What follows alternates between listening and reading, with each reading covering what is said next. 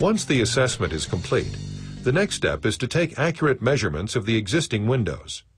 The goal is to determine the exact rough opening size in order to specify the right replacement window unit. The most accurate measurement technique is to remove the existing trim and simply measure the rough opening.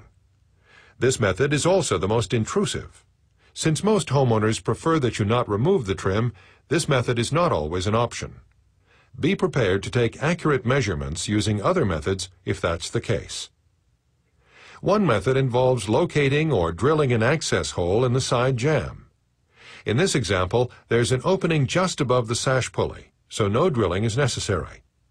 If no access hole is available, ask the homeowner for permission to drill a small hole through the side jamb where it wouldn't show, and plug it afterwards.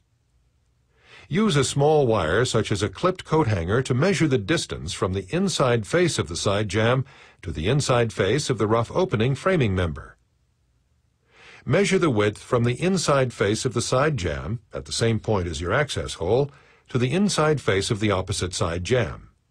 Finally, use the wire to measure the other side jamb pocket. Record these measurements on the measurement worksheet. The sum of these three dimensions equals the existing rough opening width.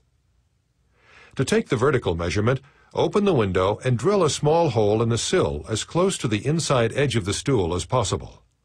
Again, use the wire to get a measurement from the top of the sill plate rough opening to the top of the windowsill. Next, take a measurement from the top of the windowsill, where the hole was drilled, to the inside face of the head jamb. Finally, drill another hole through the head jamb and use the wire to get the measurement between the inside face of the head jamb and the bottom side of the existing window header. Keep in mind that in some older homes with balloon framing, there may not be a header, just a hollow cavity above the window. Record these three measurements and add them together to get the rough opening height. In the case of a twin unit, you'll need to find out how the mullion between the two windows is constructed. The goal is to find out if it's hollow, or if there's a framing member between the two windows. By fishing the wire through the same small holes above the sash pulley, you can see that it goes straight through. This indicates that there is no framing material and the mullion is indeed hollow. You'll need to rebuild this mullion with some new framing material and then insulate. This will help reduce the air infiltration that has probably made the house feel drafty.